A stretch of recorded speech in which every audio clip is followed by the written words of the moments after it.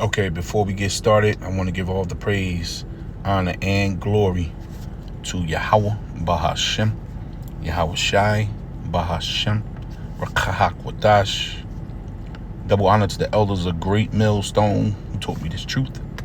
A sincere Shalom Labakarium, Shal Yash Allah. That's peace to the elect of the nation of Israel, will consist of you so-called Negroes, Native Indians, and Hispanics scattered throughout North, Central, South America, and the rest of the world as a curse based on Deuteronomy 28, verse 64. The Lord is calling us back. The Lord is calling the nation of Israel back, but it's starting with his chosen ones, the elect, the eklektos, the labakarium. Those are the chosen, plucked out ones from the foundation of the world. The Lord is calling for you. And that starts with his mercy. This is Isaiah 14, verse 1. For Yahweh will have mercy on Jacob. And us knowing where we at, why America is falling apart, as well as the rest of the world. You know, it's only down here from here we understand why. This final kingdom that you read about in Daniel 2, Daniel 7, Revelations 13. This final kingdom, Babylon, aka America, is taking a nosedive right into the Atlantic Sea for a reason. The angel said he saw, John said he saw an angel pick up a stone like a great millstone and cast it into the sea as an example on how this place, America, Babylon the Great, will take that fall. And now that the Lord has had mercy on Jacob, because he invited us to the wedding that's about to take place, a ceremony is about to happen. And it's happening between who you know is God, whose name is Yahweh, and his son, who you know as Jesus Christ. But that's not his name. His name is Yahawashah, which means he saves. And his father's name is Yahweh, which means he is, or he is to be, or he exists. The Lord is marrying Yahawashah to the chosen ones, specifically of the 12 tribes of the nation Israel. So it says, for Yahweh will have mercy on Yaquab. Jacob's name was changed to Israel before he had those children, okay, who became the 12 tribes of Israel. Oh, Salakia. I think he had the children already. Let me just fact check that. Just 1 second. You go into Genesis 28. Take away Genesis surely. Free or the early. Yeah, he had the children already. This is Genesis 32. So you be flowing in the spirit. You know, you got to take a second and listen to yourself. This is Genesis 32, verse 22. It says, and he arose up that night and took his 2 wives and his 2 woman servants and his 11 sons and passed over the ford Jabbok. And he took them and sent them over the brook and sent them over that he had. And Jacob was left alone, and there wrestled a man with him until the breaking of day. And when he saw that he prevailed not against him, this is the angel didn't prevail against Yaquab, Jacob, our forefather. The angel touched the hollow of his thigh, and the hollow of Jacob's thigh was out of joint as he wrestled with him. And he said, let me go, for the day breaketh. And he said, I will not let you go, except you bless me. And he said unto him, what is thy name? And he said, Jacob. And he said, thy name shall be no more called Jacob, but Israel, or Yasharahla. So when we say the 12 tribes of Israel, we mean the 12 sons of Jacob.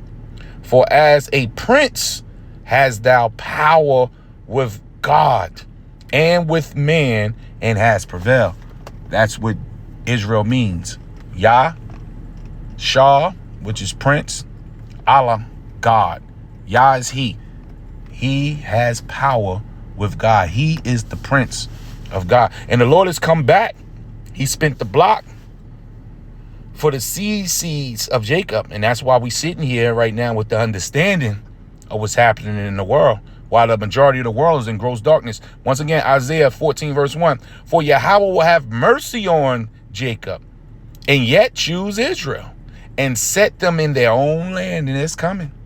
It is coming.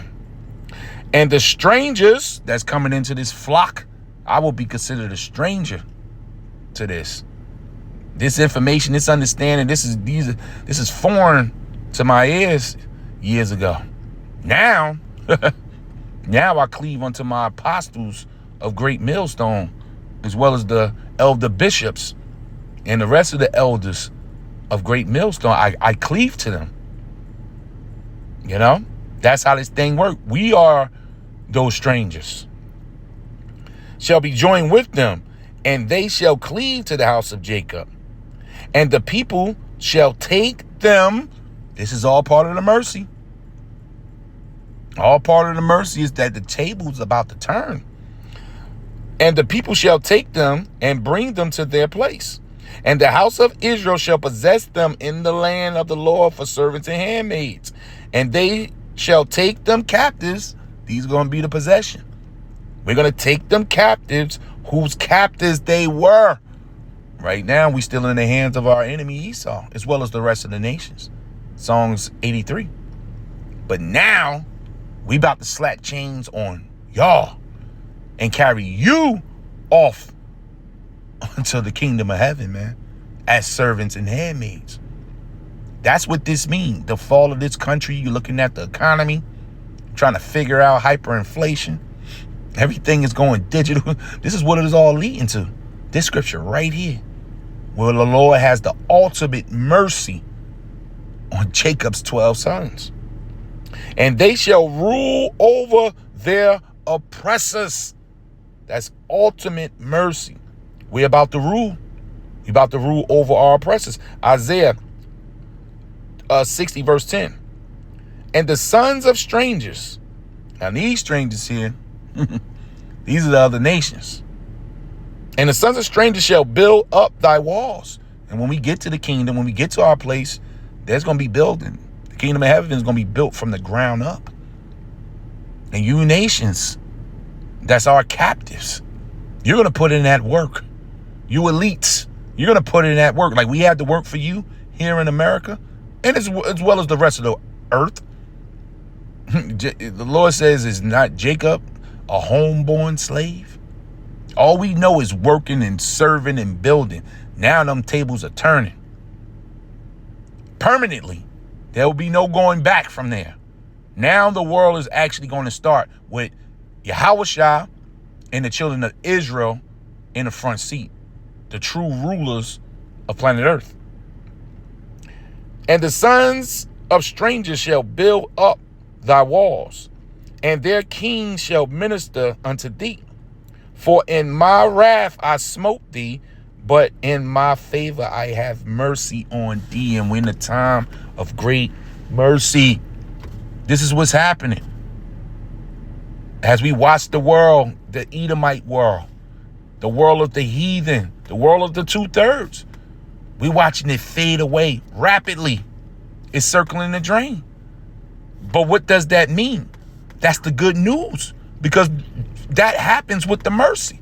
The Lord didn't have hardcore mercy in the 1500s, 1600s. That was the time of the Lord's anger. But even with that, the Lord kept a remnant and preserved his elect. But now we're in a time of the full mercy, and the full mercy means the tables are turning, and it's turning quick. Psalms 30 verse 5. For his anger endureth but a moment. In his favor is life. Weeping may endure for a night, but joy cometh in the morning.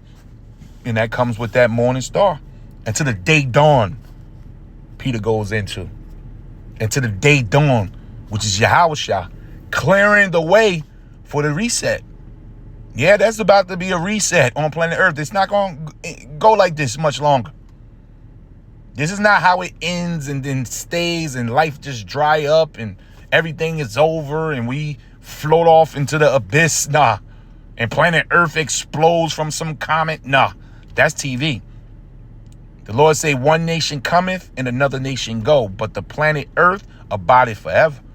We're just in a time of rulership switching, just like it always have. The white man have not been ruling forever.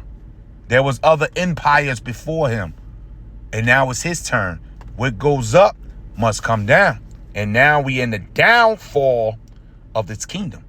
This is Isaiah 11 verse 11. And it shall come to pass in that day that Yahweh shall set his hand again the second time to recover the remnant of his people. And that's what's happening. And we coming out of other nations. We looking Chinese. A lot of us got the Edomite setup. Coming out of the land of Ham. Coming out looking Hawaiian. But these are Israelites. These are chosen vessels. We've been mixed. We've been scattered as a curse. Now the Lord is stretching his hand finally, once and for all, to recover the final recovery. It says,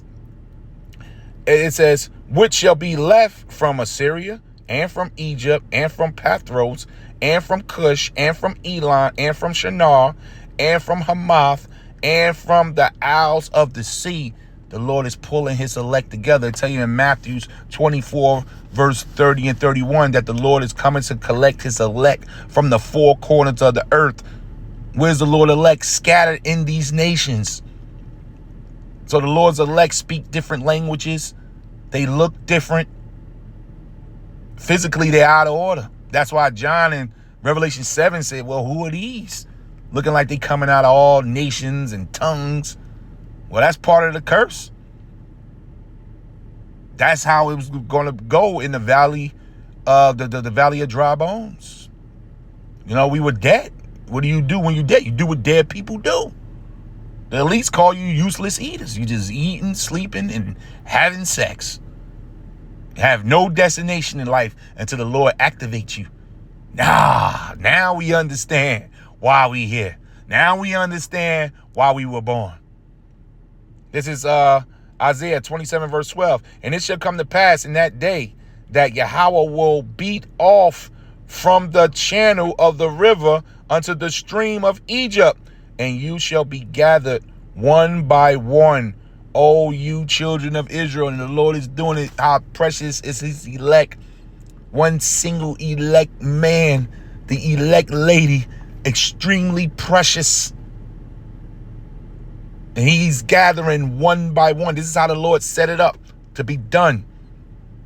As he takes pleasure in each elect, each 144,000, each individual that wake up, the Lord is taking great pleasure in waking his men up.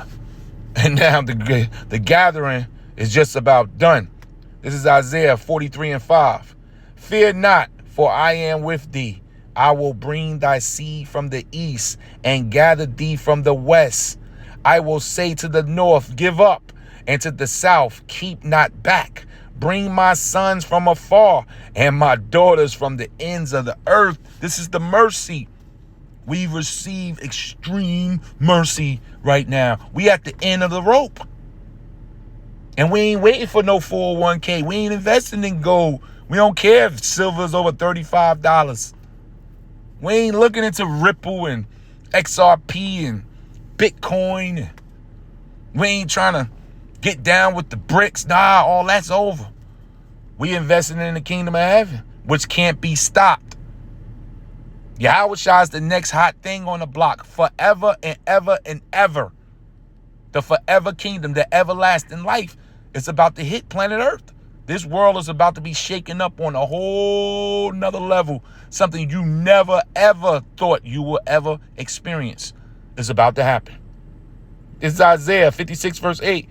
For Yahweh, which gathereth the outcasts of Israel. We were once outcasts. Now we're home. Now we're citizens of the kingdom. We're kingdom-minded. We think about this all day, every day. We're kingdom-minded now. We don't take heartbreak here serious anymore. We learned to be losers in this life. You can have it. Because we're kingdom-minded now. Through the Spirit, we're the citizens of the kingdom to come, the kingdom of heaven. So once again, for Yahweh, which gathered the outcasts of Israel, yet will gather others to him, right? That's the rest of the 1/3 who's walking around. You still got some of the elect still calling themselves Puerto Rican, African American. Are you coming out of that crack real soon?